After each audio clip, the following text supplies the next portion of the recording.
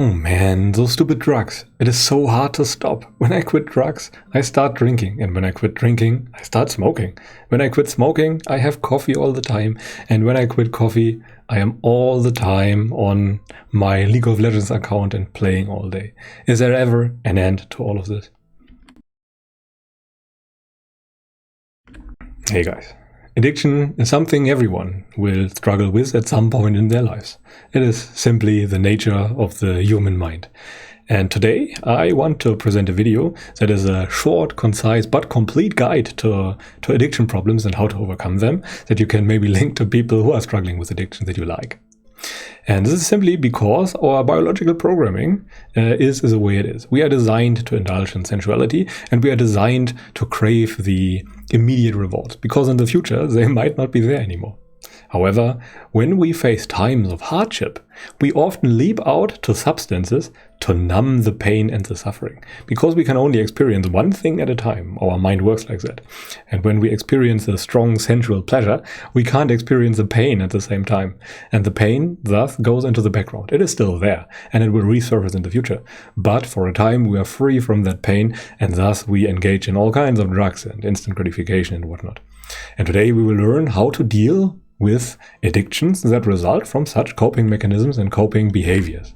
But first, what is addiction even, and how does it come to be? Well, addiction is in a sense the result of repeatedly engaging in sensual pleasures to mask unpleasant feelings and suffering. The more we do it, the more addicted we become, because first our mind will crave the object of our addiction again, and if we give in to it often enough, we start clinging to it, as the Buddha would put it, and then we are addicted. And our subconscious mind doesn't know all those things. It will just follow its own programming. And when it experiences sensual pleasure, it doesn't have to experience pain. And it will repeatedly want the pleasure to mask future pain. However, our reward circuit, the part of our brain that releases the chemicals that we experience as pleasure or pain, will adapt to the intensity of the pleasure we feed it with. And we need more every time. And this is so crucial to understand. Whenever we engage in some form of gratification, we need more the next time to experience similar results. There is a reason why drug addicts usually start with a very low dosage or with a very simple drug and then work their way up until they can't fulfill their need anymore. The heroin addicts, for example, they usually start with smoking the drug and only go to the needle when they have no other choice anymore, because the stimulus is too weak to really feel it anymore. And thus they have to escalate more and more. And the same is true for everything, essentially. There's no fundamental difference between drugs and any other form of sensual pleasure. It is just the amount of pleasure hormones that are released in the brain. The amount of neurotransmitters is what really differs. But any form of addiction will at some point reach a limit. And unfulfilled desires lead to coping. And this leads to craving, and craving leads to addiction. It is a very simple formula. But let us now have a look at a frame of reference that I have prepared for addiction. And what we see here is pretty much a timeline and a map.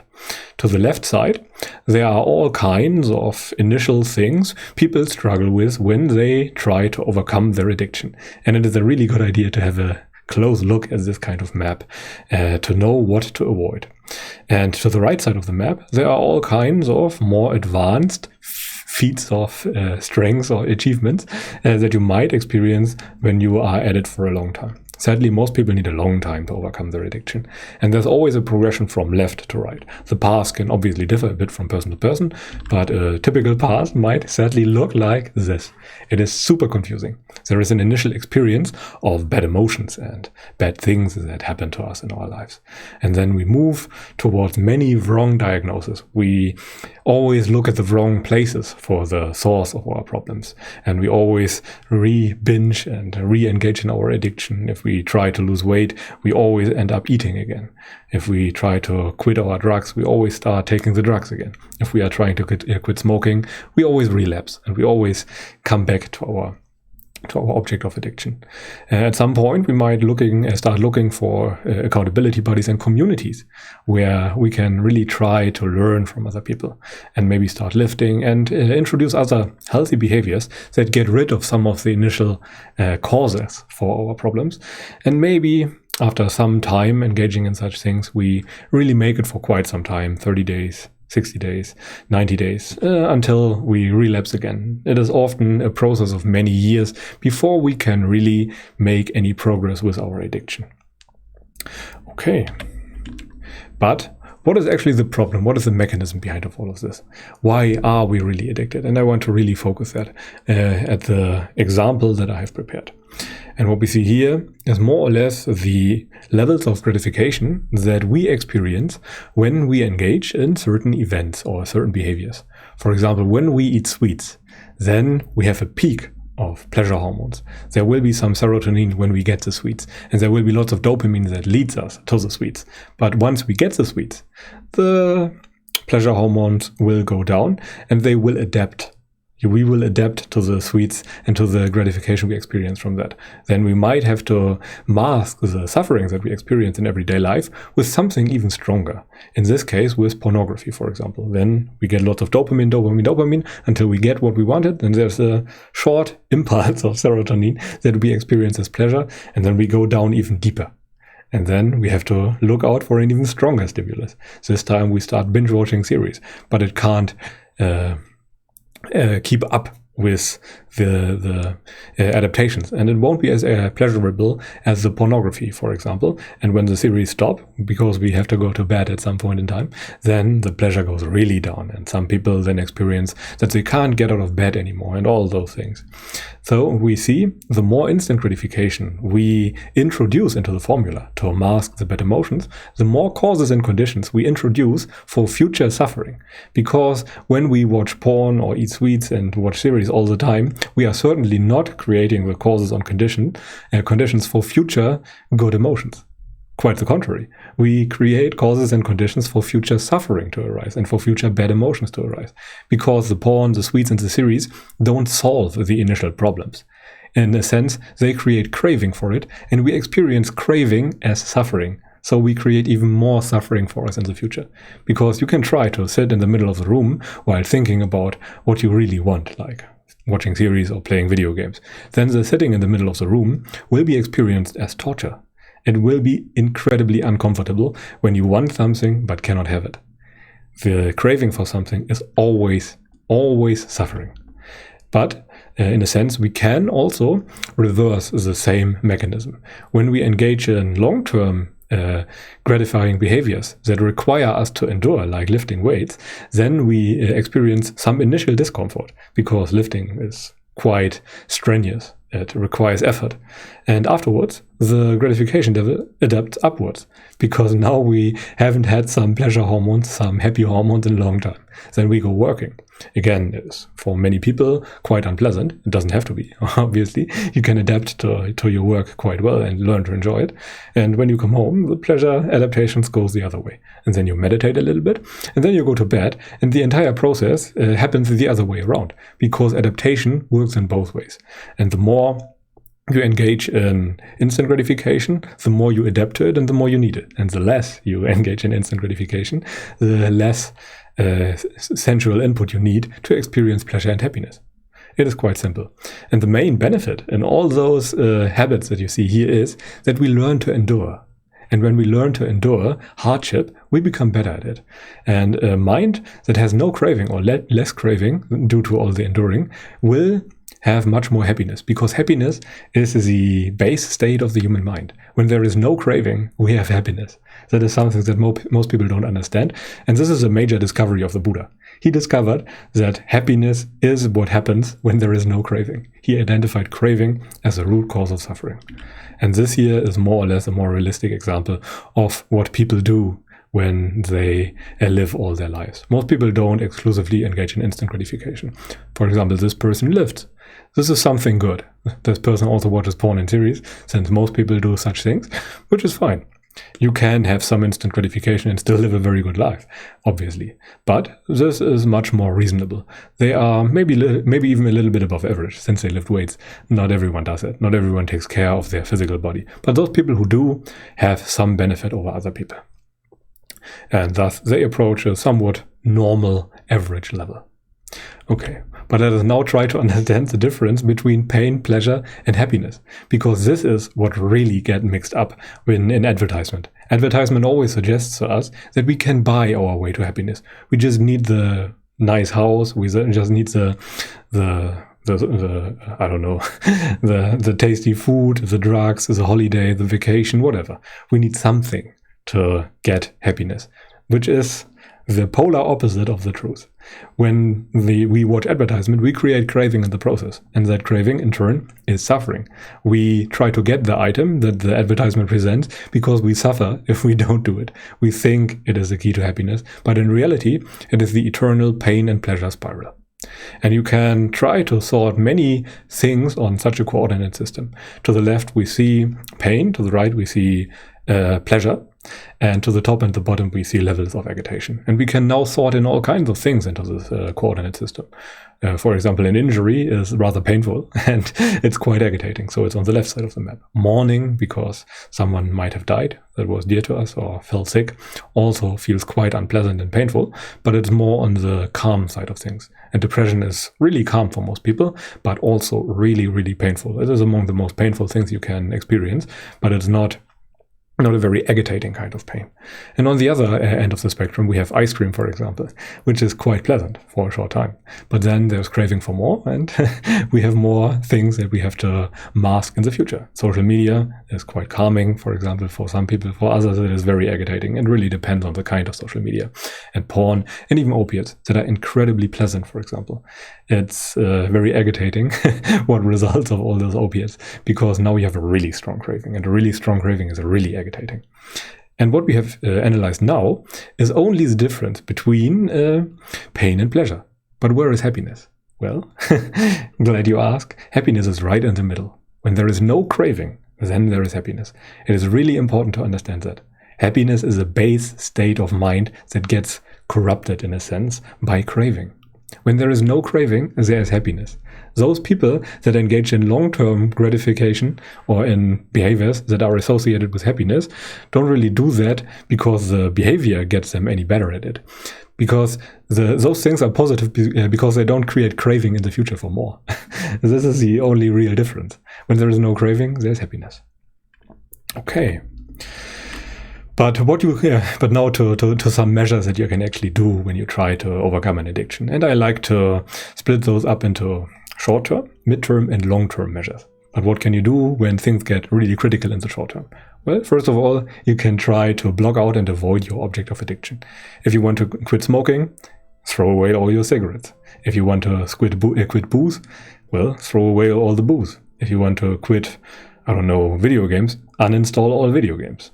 Make it easier for you to avoid your object of addiction.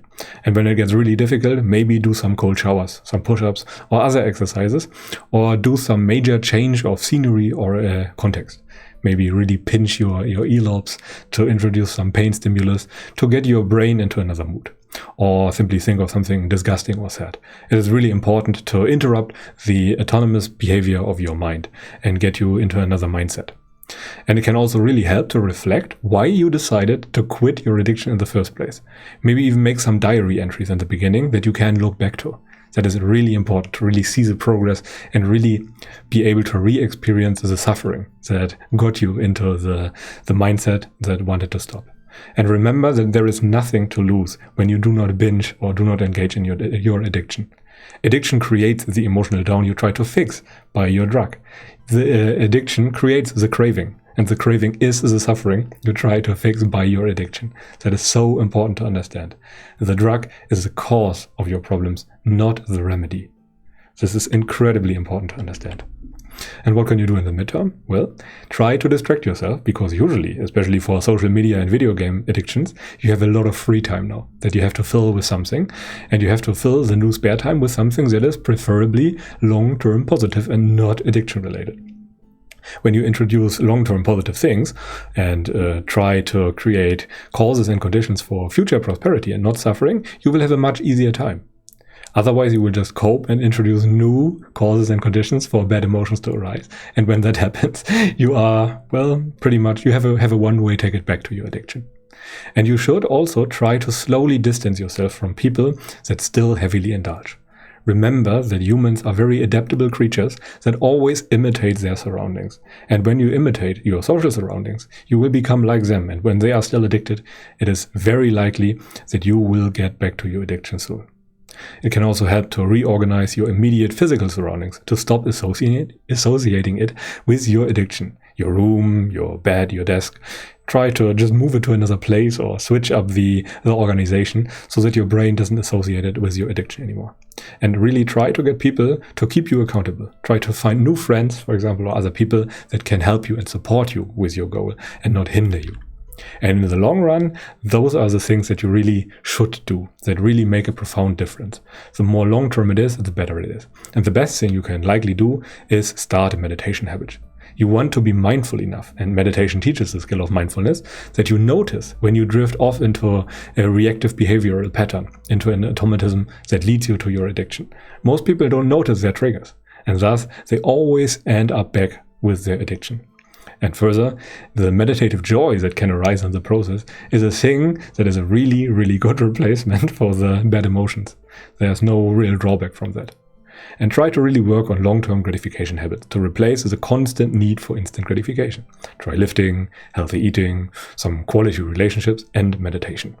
You have to make abstaining, enduring, as I called it before, a habit. Willpower and discipline and all those things are limited resources, and you will always run out of it at some point. And addictions are habits. You ingrained over countless years in many cases, and it takes a long time to fully recover from all of that. And now I want to present a priority list of all those things you have to look out for when you want to overcome addiction for good. And this is pretty much it. The bottom part is the most important thing, and the top part is the least important thing. The biggest influence is really on the bottom. And in the beginning, you should cultivate enduring, concentration, and mindfulness. Enduring just means that you do not have to act out upon an impulse. When there's a craving for your addiction, when there's a strong urge, then you can resist it. And you can train that skill in meditation, where you don't scratch yourself when you want to scratch yourself, or don't readjust your posture when you want to readjust your posture, and all those things. And concentration simply means that you can keep your mind on one thing you want to. You don't allow it to wander. And mindfulness means that you notice more things that your brain filtered out before. And so you can notice your triggers. And those three things really help with overcoming an addiction. And luckily, those can all be cultivated in meditation. And then you should really make sure that you fulfill all your basic human needs. If you don't do that, you create the causes and conditions for future bad emotions to arise that you have to cope for. And when you have to cope because you feel suffering and want it to go away, then you will suffer in the process and will likely become addicted again. Also, try to choose beneficial social surroundings. Try to be around people that are not addicted. If you are around people who are addicted, then you will imitate them and go straight back to your addiction. It can also really help to restructure your surroundings so your brain doesn't associate it with the addiction behavior anymore. And then, only then, do discipline and willpower become interesting. During the first phases of an addiction, you will always have to rely on them. Without willpower and discipline, you can't start, and then you can't continue on the initial steps. You have to make it a habit. And for the initial phases of habit building, willpower and discipline are incredibly important. And then only after that are the distractions important. Now you have to fill the remaining time with something. If you are not distracted, your brain will go back to that mode of being that it is most used to. And in the case of a social media addict or gaming addict, they spend most of their time gaming. And when there is free time, they will automatically leap out to their object of addiction and start all over again. And then there is avoidance. Then you should really try to avoid all those negative things, all the addiction objects. Try to avoid the places where your object of addiction is. Okay, but personally, I also have a very addictive personality and have to be ever watchful for all those things. Whenever I do something, I fully engage with it. That is no joke, and no matter how harmful or beneficial it is. And in the past, for example, I played World of Warcraft, video games like World of Warcraft, for over a year, 16 hours a day, no joke. I spent most of my time playing World of Warcraft, and after that I spent a lot of time playing video games like League of Legends and Hearthstone, and slowly weaned myself off. And now I managed to channel all those addictive energy into something more positive, into meditation and lifting and all kinds of other things. It is possible, but I initially struggled a lot with addiction. And yeah, in summary, you can channel that mindset or natural inclination, the addiction energy, for something good. It is difficult, but it is possible. But let us now come to the most important point. Humans are primed to engage in sensuality and addiction. This is our biological programming. We can't avoid it, we have to deal with it. Everyone has it. And evolutionary speaking, resources were limited, and it was okay to do that. Nowadays, we have to manage or overcome our addictions because the objects of our addiction are not limited anymore. There's unlimited honey, there's unlimited sexual partners in the form of pornography, for example. Our brain thinks that there is an unlimited supply. And there are many ways to manage addictions, but I know of only meditation to really fix the underlying problem. Otherwise, it will always resurface. There's no way around it. And you can really try to apply short, mid, and long-term measures according to your personal progress. Fulfill all your basic needs and start meditating to overcome addiction for good. Okay, and that is pretty much it for today. Thank you very much for watching. If you enjoyed this video, feel free to leave it a thumbs up and maybe subscribe to the channel. But until then, I wish you a pleasant day and goodbye.